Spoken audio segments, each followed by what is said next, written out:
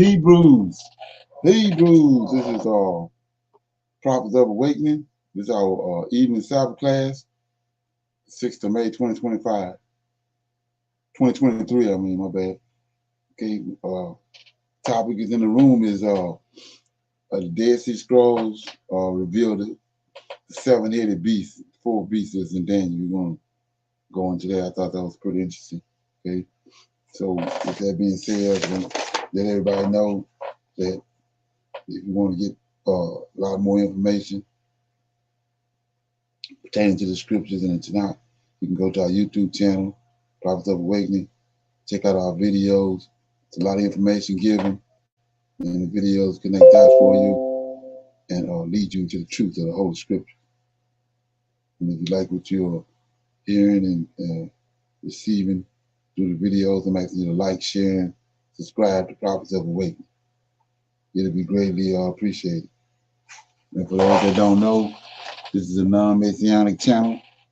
We deal with the Tanakh and the Torah. Tanakh being the Old Testament, so-called Book of Remembrance. Then the Torah is the first 5 books of the Old Testament that was given to Moses by the Lord of Hosts. Shalom and welcome to Prophets of Awakening. Welcome to our evening Shabbat class.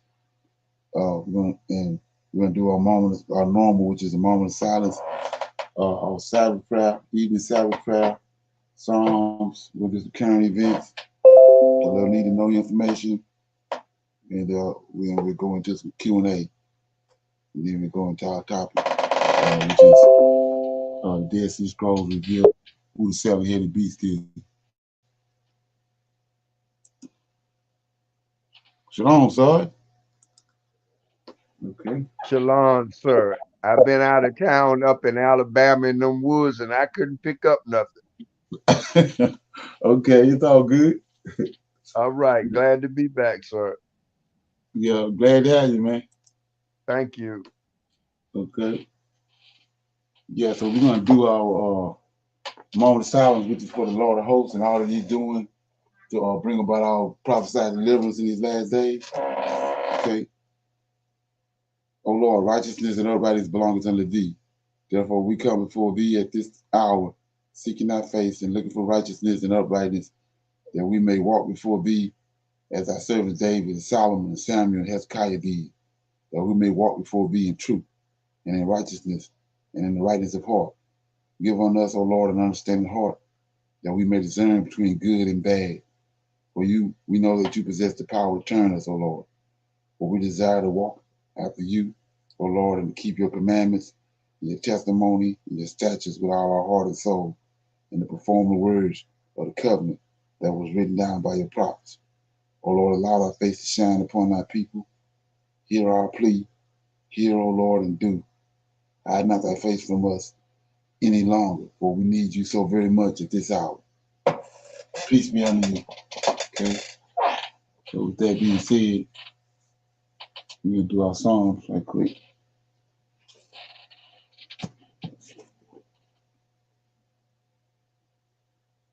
Okay. Yeah. So I'm gonna read Psalms 37. It's time for Psalm 37.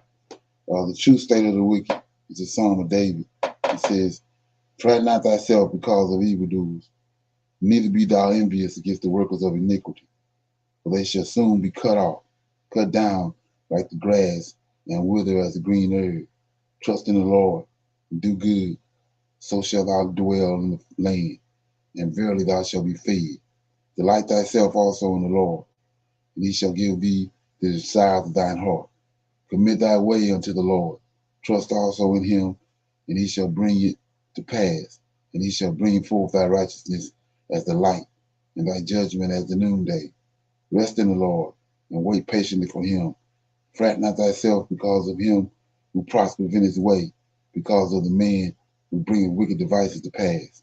Cease from anger, and forsake wrath. Fret not thyself in any wise to do evil, for evildoers shall be cut off. But those that wait upon the Lord, they shall inherit the earth.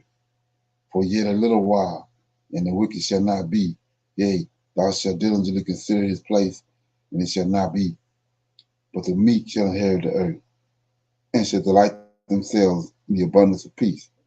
The wicked plotteth against the just, and gnasheth upon him with his teeth. The Lord shall laugh at him, for he seeth that his day is coming. Excuse me. The wicked have drawn out the sword, and have bent their bow, to cast down the poor and needy, and to slay such as be of upright conversation. The sword shall enter into their own heart, and their bow shall be broken. A little that a righteous man have is better than the riches of many wicked. For the arms of the wicked shall be broken, but the Lord upholdeth the righteous. The Lord knoweth the days of the upright, and his inheritance shall be forever. They shall not be ashamed in the evil times, and in the days of famine they shall be satisfied. Okay? But the wicked shall perish, and the enemies of the Lord shall be as the fat of lambs. They shall consume into smoke, shall they consume away. The wicked borroweth, and payeth not again, but the righteous showeth mercy and giveth. But such as be blessed of him shall inherit the earth, and they that be cursed of him shall be cut off. The steps of a good man are ordered by the Lord, and he delighteth in his way. Though he fall, he shall not be utterly cast down, for the Lord upholdeth him with his hand. I have been young, and now I am old, yet I have not seen the righteous forsaken, nor his seed begging bread. He is forever merciful, and lendeth, for his seed is blessed. Depart from evil, and do good, dwell forevermore. For the Lord loveth judgment, and forsaketh not his saints. They are preserved forever, but the seed of the wicked shall be cut off. The righteous shall inherit the land, and dwell therein forever. The mouth of the righteous speaketh wisdom, and his tongue talketh of judgment. The law of his God is in his heart. None of his steps shall slide. The wicked watcheth the righteous, and seeketh to slay him. The Lord will not leave him in his hands, nor condemn him when he is judged. Wait on the Lord, keep his way, and he shall exalt thee to inherit the land. When the wicked are cut off, thou shalt see it. I have seen the wicked in great power, and spreading himself like a green bay tree. Yet he passed away, and lo, he was not. Yea, I sought him, but he could not be found. Mark the perfect man, and behold the upright, for the end of that man is peace. For the transgressors shall be destroyed together, the end of the wicked shall be cut off. But the salvation of the righteous is of the Lord. He is their strength in the time of trouble. And the Lord shall help them and deliver them, and he shall deliver them from the wicked and save them because they trust in him. Okay. So that was Psalm 37. Any comments on that? Okay. I think you got pretty much speak for yourself. So,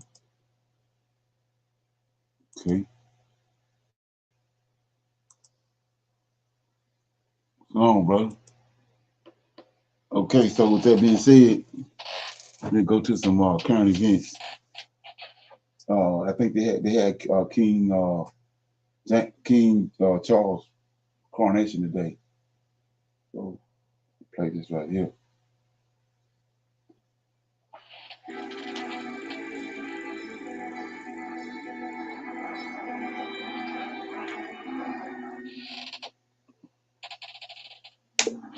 Flashback. The year is 1066, so no cameras. We're doing portraits today. 38-year-old William landed on the shores of Britain. He landed here, at this place, called Pevensey, opposite France. His army had some 7,000 men. But what was he doing here? Trying to defeat Harold, the King of England. Spoiler alert, Harold lost. His army was defeated, and he was killed at the Battle of Hastings. There was a new king in town. The 38-year-old conqueror William was crowned in this building on Christmas Day in the year 1066. Looks familiar? It's Westminster Abbey, the same church where King Charles got his crown today. Charles and William are separated by 34 generations. William was the first Norman king. Charles is the latest. Between them is a story of power, violence, and ambition. A story of murdered relatives and looted colonies. You thought the Meghan Markle thing was a scandal. Wait till you hear this story.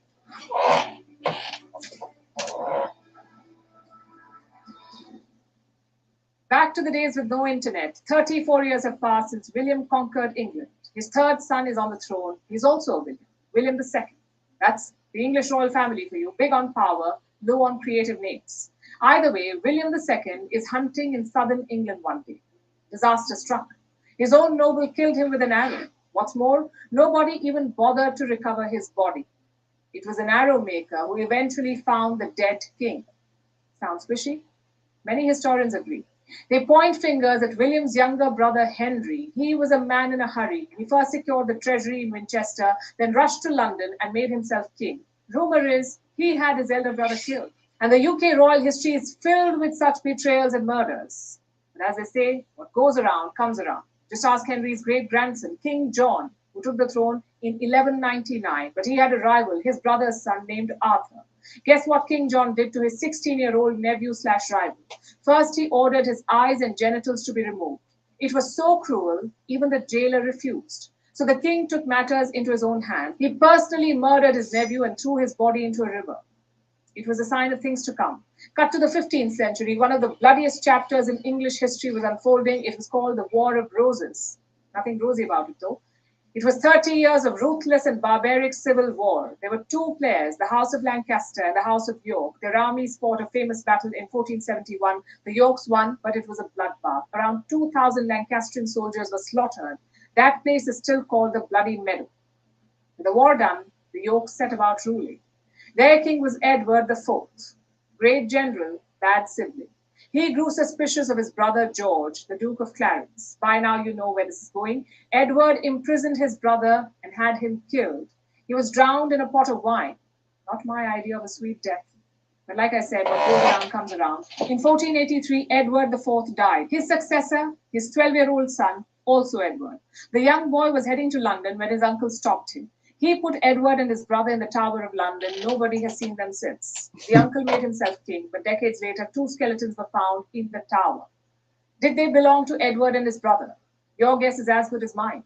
The murderous uncle did not stay king for long. Just 2 years later, he lost the throne. If you think kings have been violent so far, think again. What you just saw was the trailer. The movie is just beginning. Our murderous uncle's defeat signaled the start of a new reign, the House of Tudor. They had 5 monarchs, but one stands out, Henry VIII. Being his spouse was like playing Russian roulette. Very risky stuff.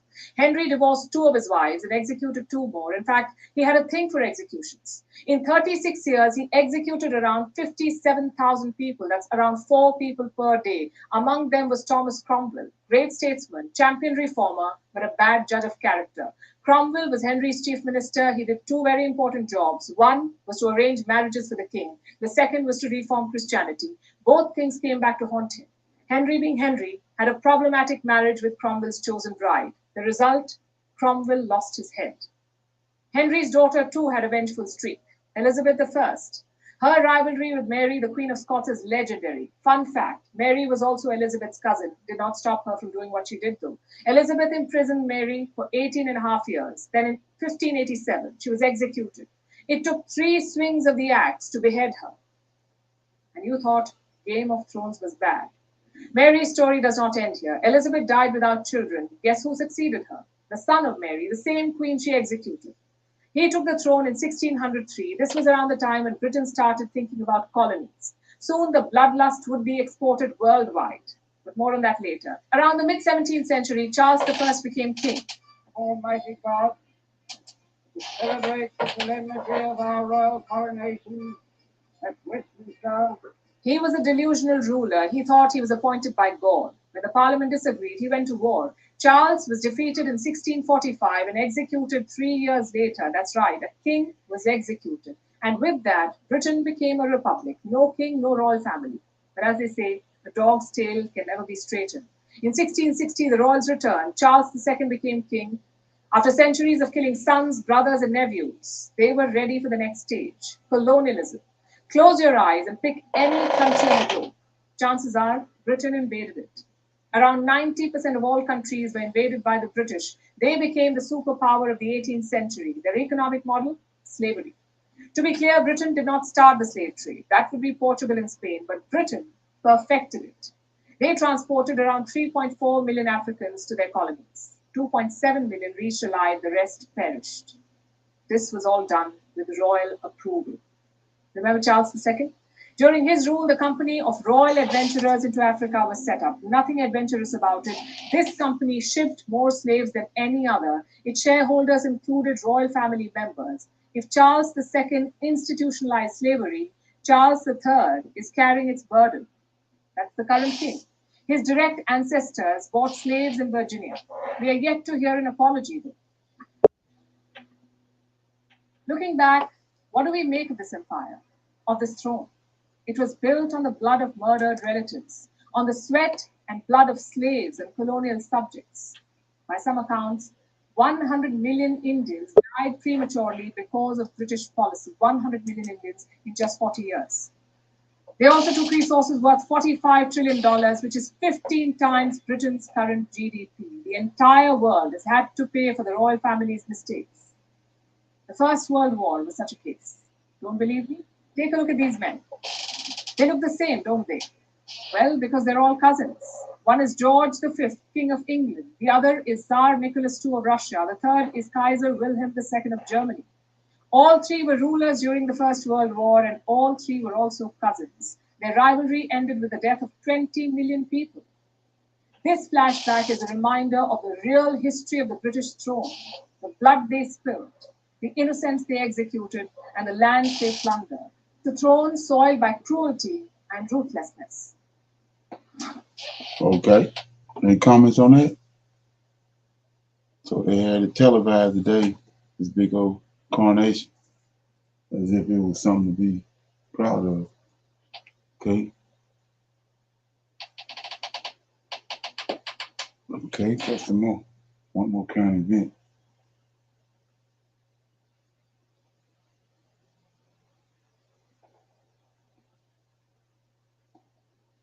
The Federal Reserve has just decided to raise interest rates again by 0.25%.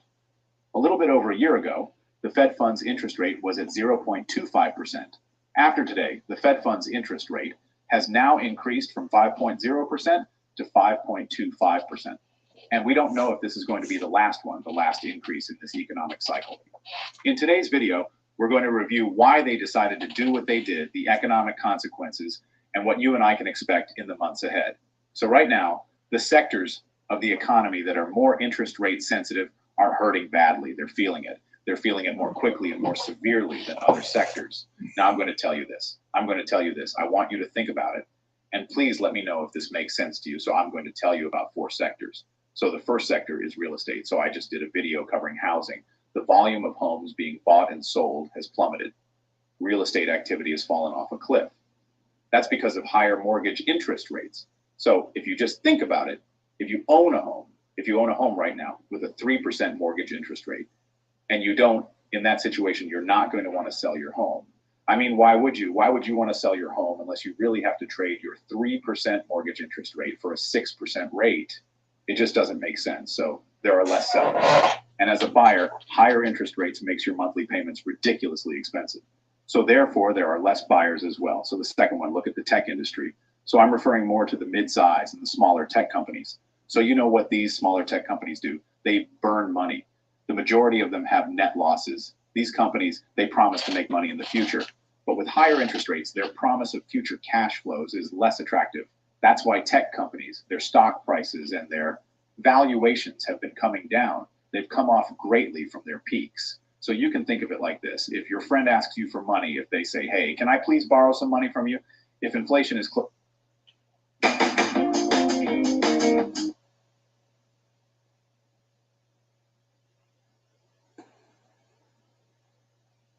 0%, then you would be more open to the idea of lending your friend some money. But now the situation has changed.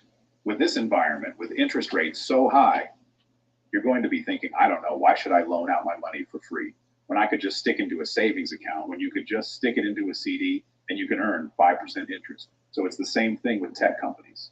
They are losing money and they're promising investors, we will make money for you in the future. But now that promise is less appealing in a higher interest rate environment.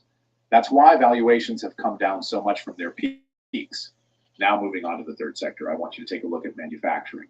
So manufacturing makes up 11% of the US economy. Production at U.S. factories fell more than expected in March. The Federal Reserve reports that manufacturing output dropped by 0.5% last month. The sector is struggling because higher interest rates reduce demand for goods that are typically bought on credit. There's less demand for these bigger ticket items, and businesses are left holding this excess inventory, and they're placing less orders with the factories.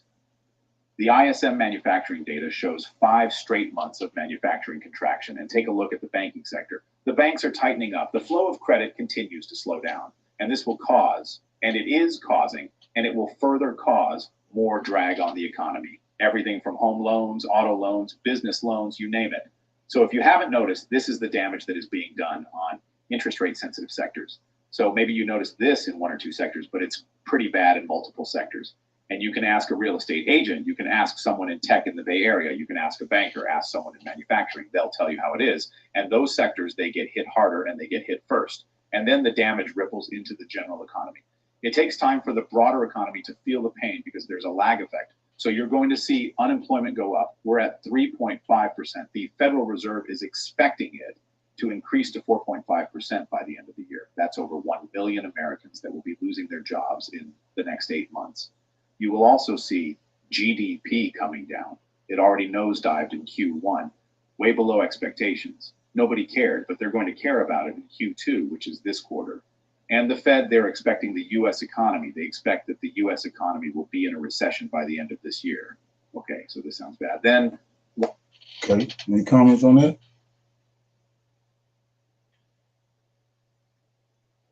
Okay. Got some need to know information. It's kind of tied to what I've been saying all along. That they're trying to get us over there in West Africa, get us over in Africa because we the missing link to they want Africa built up. And we the ones we have all the skills to do that. So real soon the plane gonna be revealed.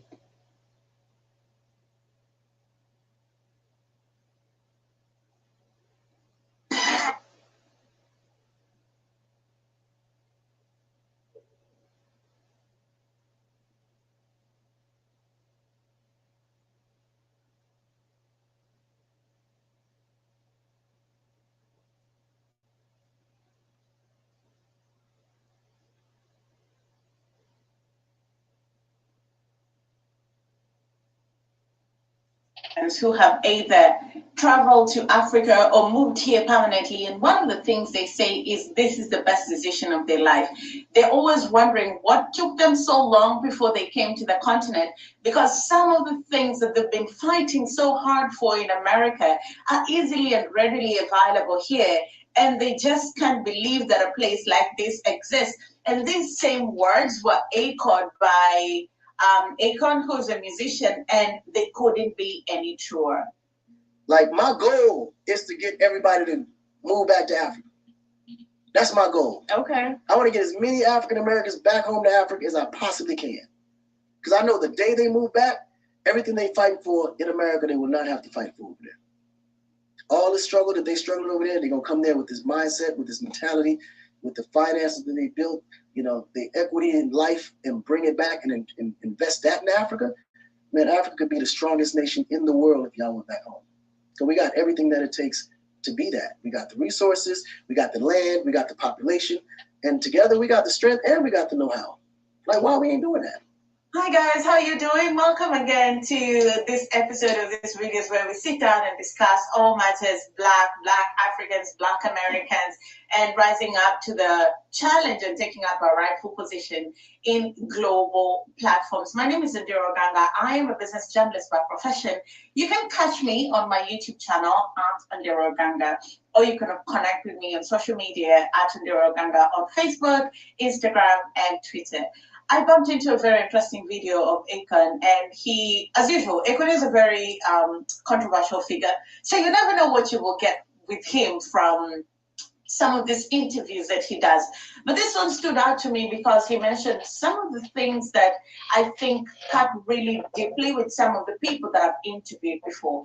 So on my YouTube channel, I do this series called the Diaspora series, where I interview people who've relocated back to the continent or just visiting the continent from Europe, America, and even the Caribbean. And I have interviewed so many people, over 50 people, and the sentiment is always the same. First things first, so many people have told me that they do not feel like they are Black in Ghana. And it never occurred to me like this is a big deal until I began talking to them in more intimate levels. And people would tell you that when you live in certain places, particularly the West, you're very aware of your skin color, and not in a positive way, in a fearful manner and in a negative way.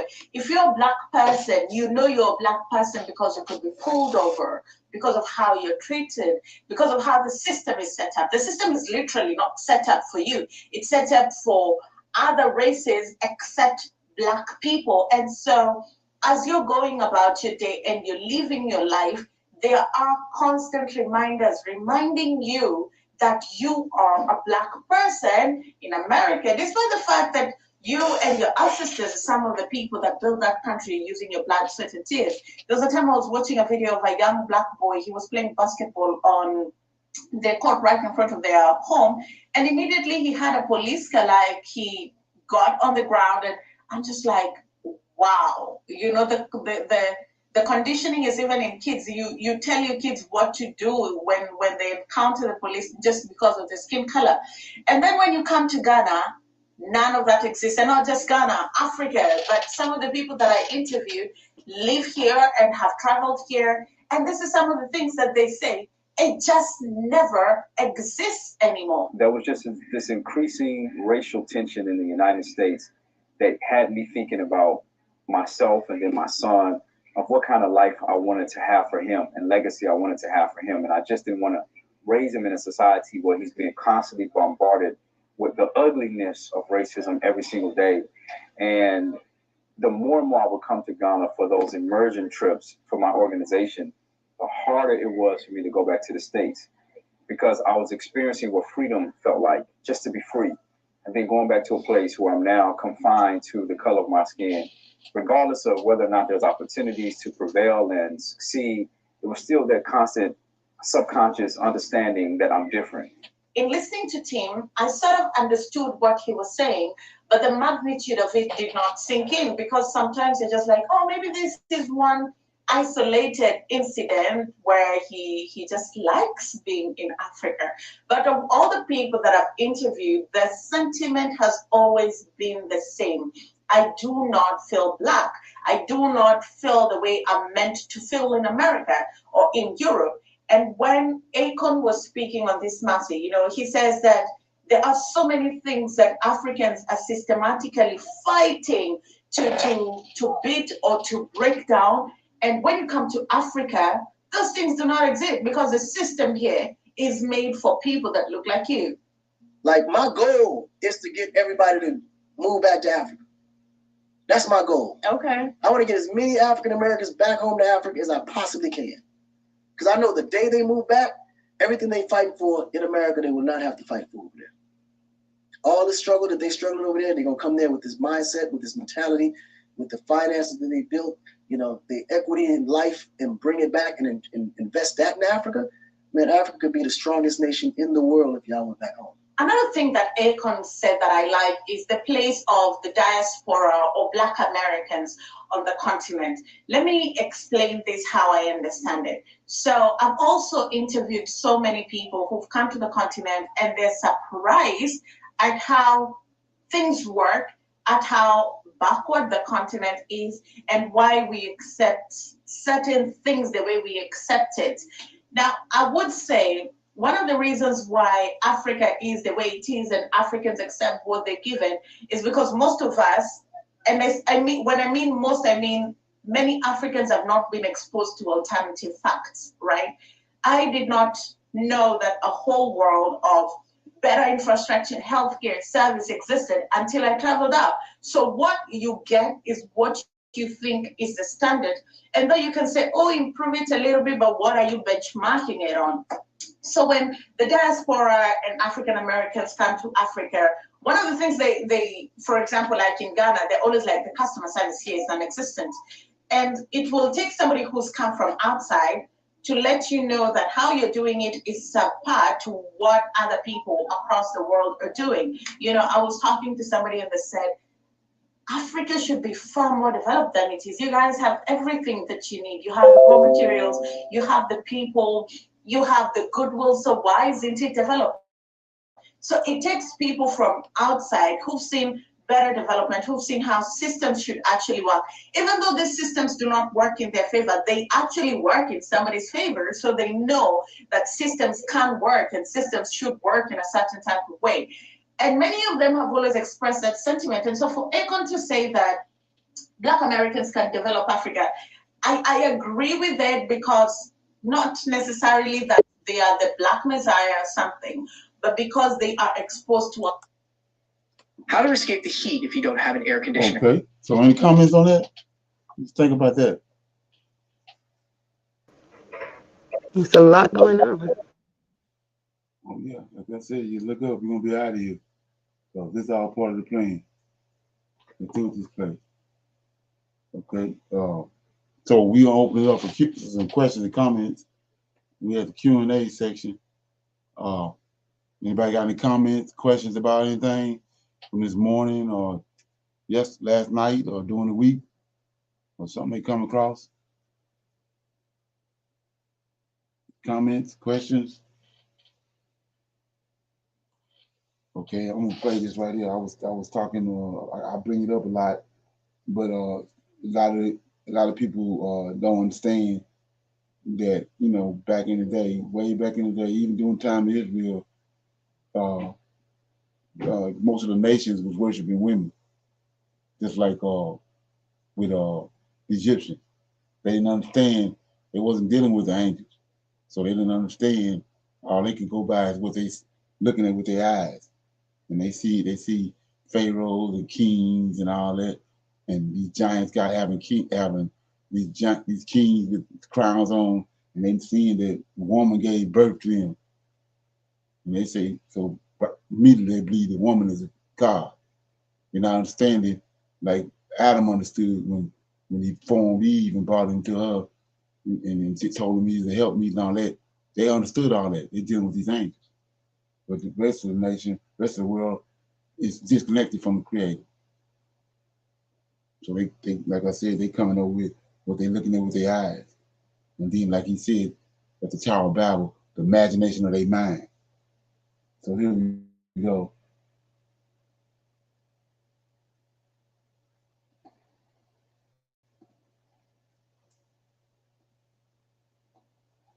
God by fleeing Judah and going to live in Egypt.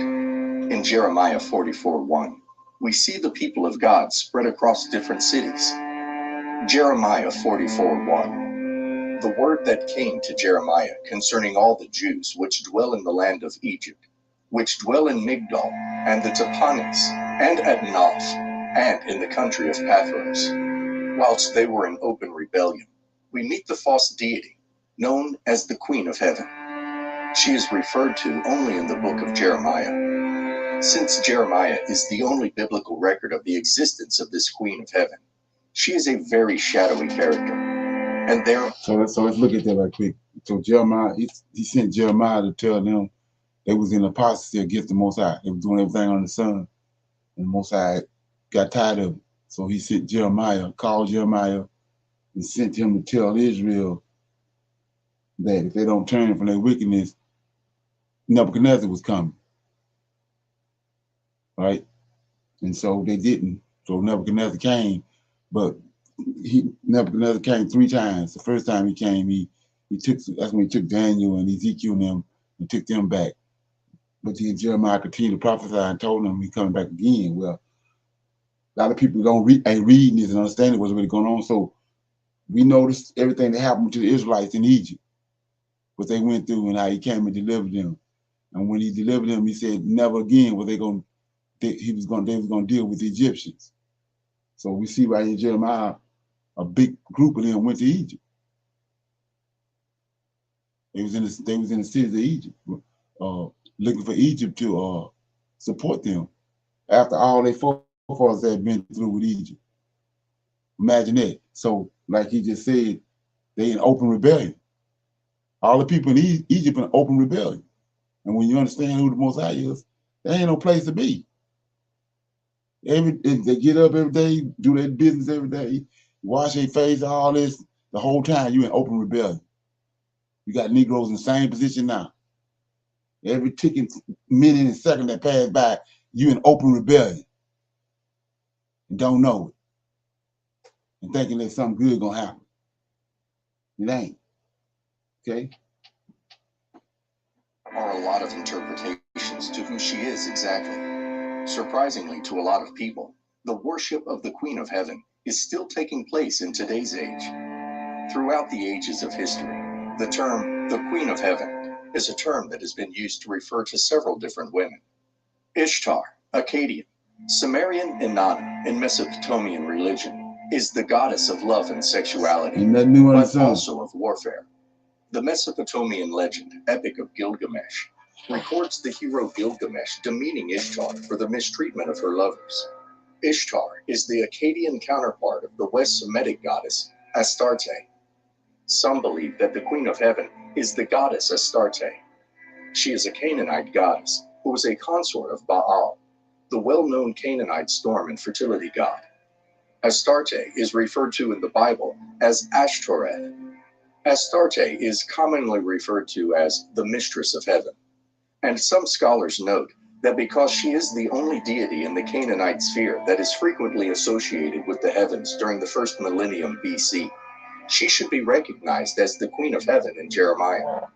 There are other biblical scholars who believe that the Queen of Heaven is Anat, a goddess attested in Ugaritic mythological texts. Anat was worshipped by the Amorites.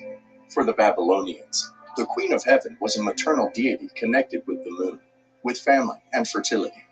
Here in Jeremiah 44, where the Queen of Heaven is mentioned, we have one of the most rebellious acts in the Bible.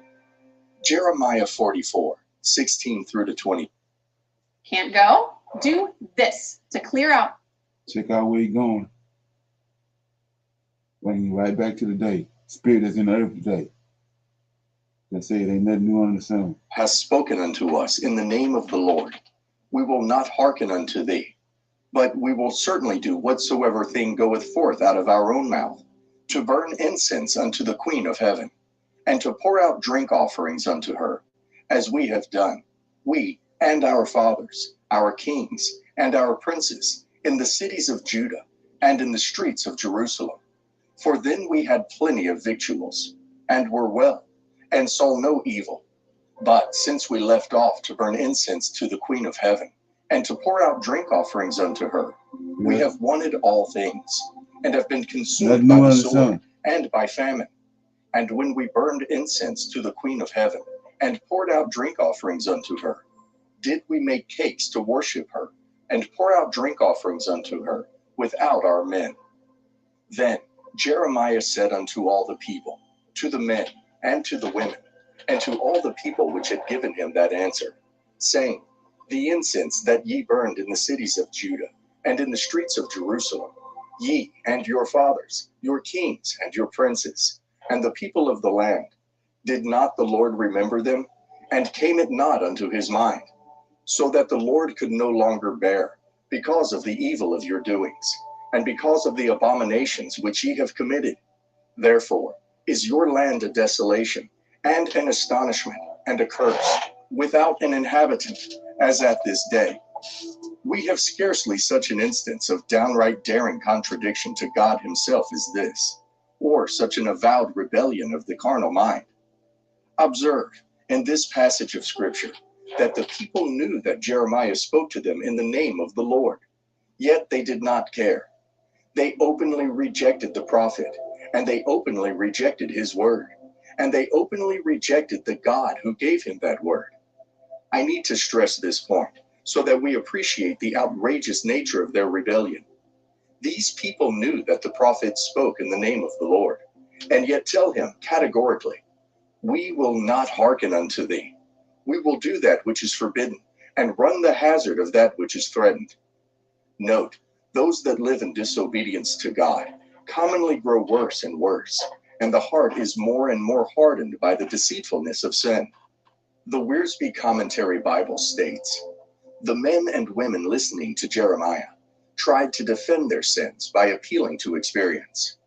They used the pragmatic argument: if it works, it must be right. There you go. When they lived in Judah and secretly worshipped the Queen of Heaven, Astarte or Ishtar, goddess of fertility, everything went well with them. They had plenty of food and enjoyed comfortable circumstances. But when King Josiah made people give up their idols, things began to get worse for them.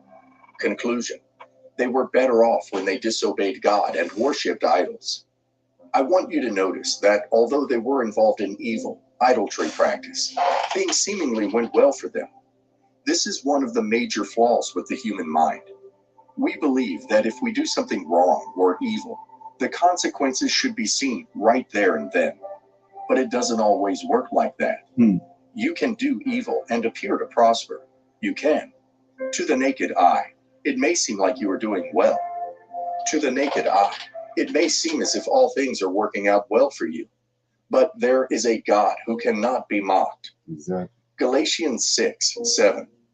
Do not be deceived. God is not mocked. For whatever a man sows, that he will also reap. Notice that Galatians 6:7 starts with this phrase: do not be deceived. Wickedness has the tendency of deceiving people. Evil practices have the proclivity of deceiving people.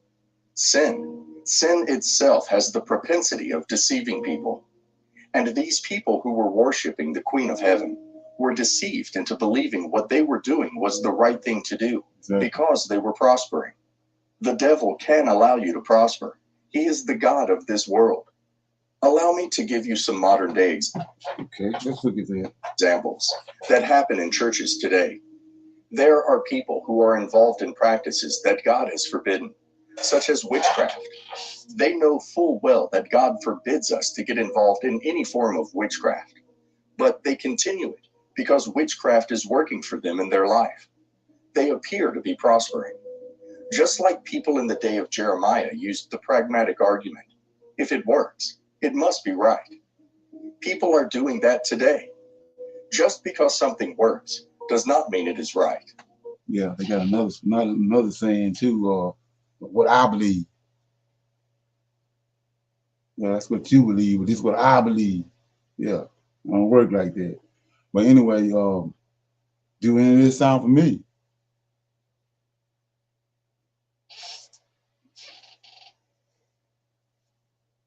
Can y'all hear me?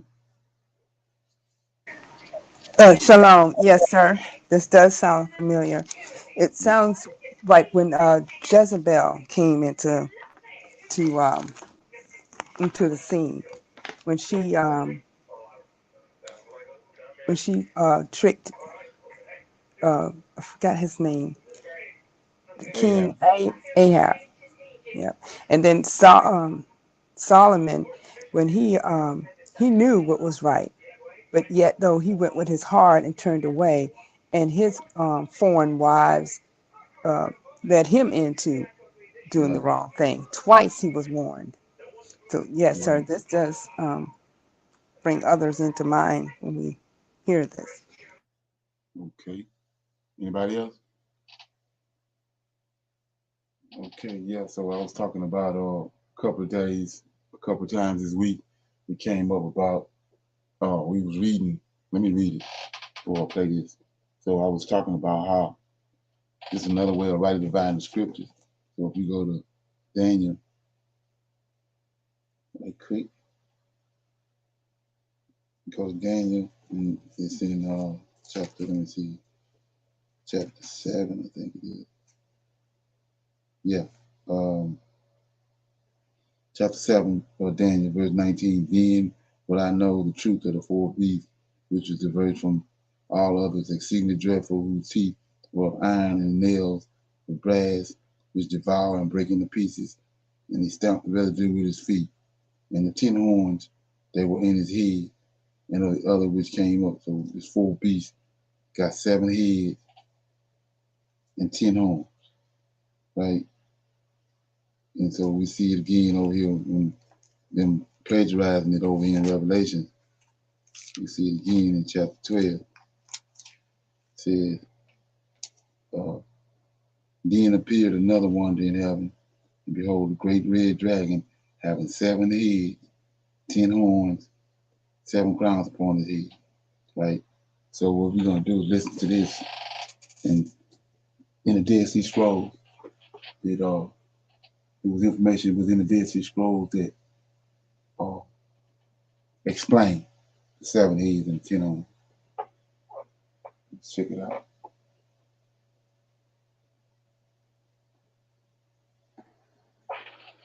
The Dead Sea Scrolls reveal who the 7 heads of the beast and the Antichrist Empire are going to be. One of the most famous prophecies in the Bible is Nebuchadnezzar's dream vision of a statue made up of 4 metals. This was interpreted for him by Daniel. Most Christians interested in prophecy know about this dream of a great big statue made of gold, silver, bronze, and iron, with feet made of iron and clay. What almost no one knows, however, is that those 4 metals are part of a larger vision in another holy writing that expands it to 8 metals, 2 prior to Nebuchadnezzar's vision and 2 after it. This other vision was of metal mountains, 8 of them. The mountains were metal, and the middle 4 were the same: gold, silver, bronze, and iron, just like the statue. That vision, however, shows what came before that and what comes after the 4 metals, and it solves the mystery of the 7 heads of the beast. And most important of all, it seems to identify the beast kingdom, the Antichrist kingdom. And that's what we're talking about today. Now, the really astute prophecy teachers will say, hey, It's time to introduce you to the new Patriot.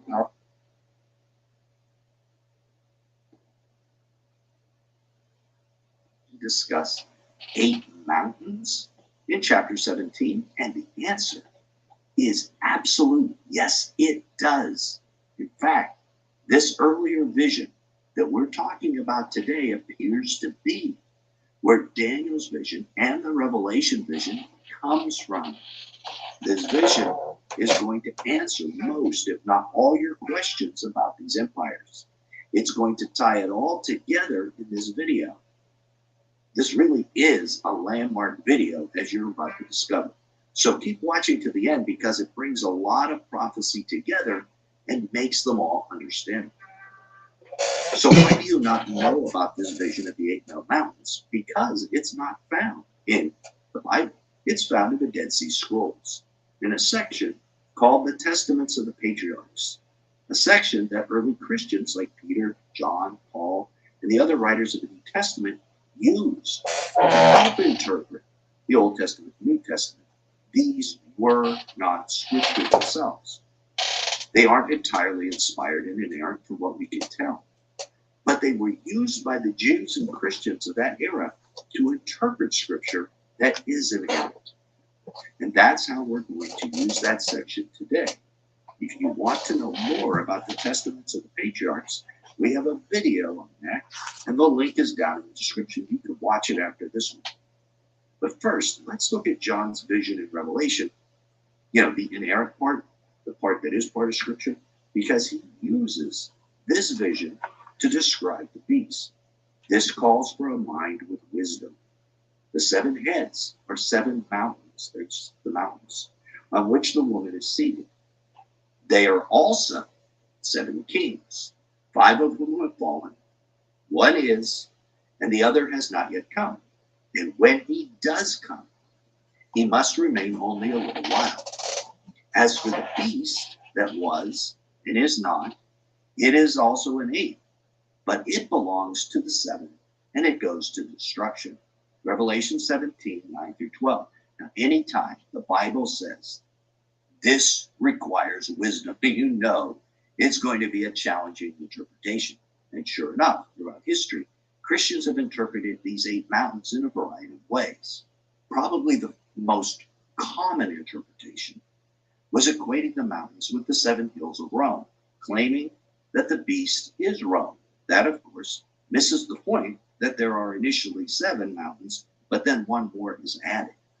So there really are 8. And more importantly, it misses the passage doesn't use the Greek word for hill, unus, but it uses the Greek word for mountain, oros. It also ignores that everywhere in the sacred writings that John and his compatriots knew about was a group of mountains, mountains of metal that exactly match what the heads of the beast are going to be. And anyone interpreting these mountains without referring to that source document in the Dead Sea Scrolls is missing what Revelation truly means. We will return to this Revelation passage and the Daniel vision of the statue of the four metals later and give our best interpretation of them. But first, let's look at what these metal mountains found in the Dead Sea Scrolls are all about. There my eyes saw all the secret things of heaven that will be. I saw a mountain of iron, a mountain of copper, a mountain of silver, a mountain of gold, a mountain of soft metal, and a mountain of lead. This is from Enoch chapter 52. So Enoch is carried in a vision to see 6 mountains, and they are metal mountains. And we recognize our 4 metals, gold, silver, bronze, and iron, from Nebuchadnezzar's statue in this vision. These same 6 materials are found in another non-canonical book, the book of 2nd Esdras, that the early church fathers also were familiar with. In fact, 2nd Esdras used to be part of the original King James Bible. Here is that passage. There is more silver than gold, more copper than silver, more iron than copper, more lead than iron, and more clay than lead. 2nd Esdras 7:56. Now, if the soft metal of Enoch's vision is actually clay, then these are the exact same 6 materials. Interestingly, clay is frequently made of aluminum and magnesium mixed with silicon. So although it doesn't look like a metal to you and me, it contains metal. Very interesting, isn't it? Something that someone in Enoch's day couldn't know without divine inspiration. So this passage shows the order of the empires, and that the empires get increasingly more powerful. We know that because we see that there's an amount of gold, but the silver is more than the gold. And then there's that amount of silver, but the bronze gets even more than the silver, etc., etc., etc. So the order of the mountains is gold, silver, bronze, and iron, just like the Nebuchadnezzar statue, then lead, and then clay. Let's build a model of these mountains in that order. We now have then the final 6 mountains, but we need the first 2 for Revelation's 8 mountains to be complete. Those first 2 are still a mystery. But first, before we get to that, the angel showing the vision to Enoch gives him the fate of these mountains. I asked the holy angel who went with me, saying, "What things are these that I have seen in secret?" The angel of peace said to me, "All these things you have seen will serve the dominion of his anointed," and that's Jesus, "so that he may be powerful and mighty on the earth. All these will be in the presence of the elect one," that's Jesus again, "as wax before the fire, and like water that streameth down from above on these mountains, and they will become powerless before his feet." Maybe you recognize that passage about the mountains melting like wax. The prophet Micah in the Bible quotes Enoch in this passage, and the mountains will melt under him, and the valleys will split open like wax before the fire, like waters poured down from a steep place. Micah 1:4. Pretty amazing. That tells us that we're looking at a section of Enoch that is inspired because it's quoted in the Bible. This gives me great confidence that we're on the right path. So what are these mountains a symbol of in the Bible?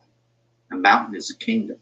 In Daniel, the kingdom of the Lord, the millennial kingdom, will start as a single rock, not cut with human hands, but will grow into a mountain, a kingdom. In Isaiah, we're told the mountain of the house of God will grow into the highest of mountains, the most powerful kingdom. So mountain in the Bible is a symbol for a kingdom, and we can identify it. But in order to do that, we need other sacred writings. We need to put together all the writings that talk about these mountains to come to the number 8. which is why John says knowing this is going to require wisdom. You can't just go one place and get your answer. Another of the testaments of the patriarchs from the Dead Sea Scrolls is something called the Book of Noah, probably something you haven't heard of before. It's quoted several places in Enoch. It's mentioned in another Dead Sea Scroll, the Book of Jubilees.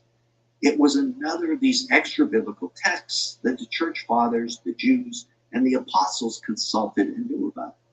It is in Noah where he had a dream involving these same metals, and he gives us the first two mountains' identities. In this dream, he imagines a forest of trees, which are the individual nation states, and he watches as one by one these individual nations are cut down by the empires taking them over. Later in this dream, he mentions an olive tree by name, the same olive tree Paul refers to in Romans 17, which is Jesus' millennial kingdom made up of Jews and Christians. Now here is the vision.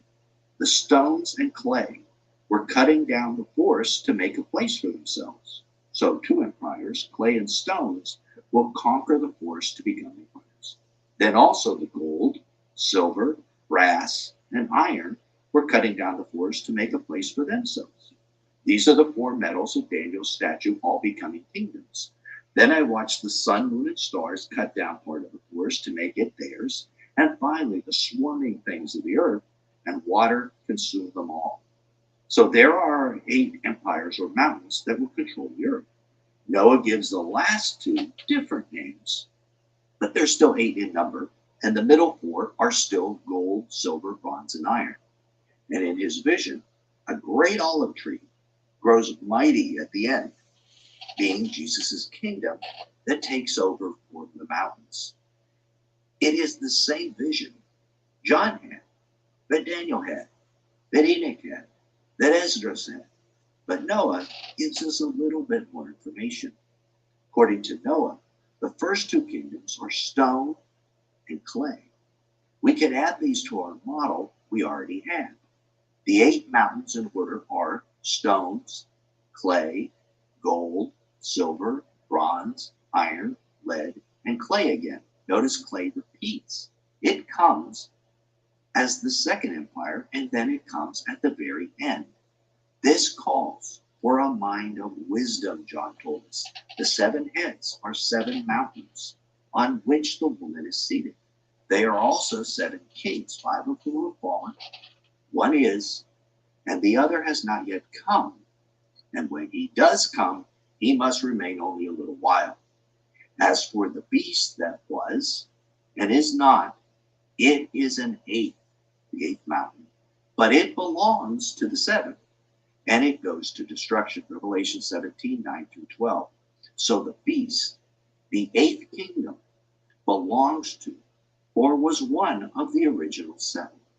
If one of the empires, the clay empire, is repeated in this list, then it is likely what John meant when he said, the beast that you saw was and is not and is about to rise from the bottomless pit. Revelation 17:8. And also when he said it was one of the original 7. So the demonic spirit king of that second empire, the clay empire, he's the one that's coming back and will be the beast empire. I mean, I can't tell you how significant this is. Okay. Any comments on that? Anybody get anything out of that? Make any sense? Yes, sir. Shalom. Can you hear me? Yeah, I can hear you. Yes. The mountains were all the things that making the ark, Noah's ark, getting the clay, silver, from those areas to make the ark. It's how it withstand the water, being in the water all that time. Okay. Anybody else?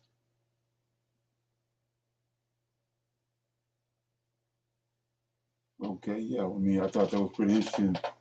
The first part, the stone and the clay, because like I was saying before, the reason why you got the 4 kingdoms, that Daniel saw was those are the kingdoms that came upon the earth after Israel became a nation. So that makes sense. That the one of the two kingdoms he's talking about it was in existence before the four beasts came, Israel, because they came out of the clay, formed Adam from clay. So it makes sense. And then at the end, the very end, he says, iron don't mix with clay. They go to clay again. So that's him waking up the Israelites in the last days. And they're not gonna, we see right now that we waking up and we separating ourselves from the four beasts. We're not dealing with it. It ain't mixing. As long as we was in the dark, it was all good. But now that we waking up, we ain't mixing with it. Clay not mixing with the iron. That's what you're looking at. Like I said, at the very end, part of the iron and part of the clay. And they wasn't gonna mix. They wasn't gonna get along. So it's making a lot of sense. I'm gonna go back and look at some of those books that they brought about and read it. But I thought that was pretty interesting. Anybody else got any comments or anything before we go? Everybody good? Yes, sir. Yes. Okay. Like I said, we didn't put another Sabbath under our belt. And I had a ball. So I'll see everybody on Tuesday for our evening Shabbat class. Shalom. Shalom. Shalom. It's good to be back. Okay, yeah. Okay.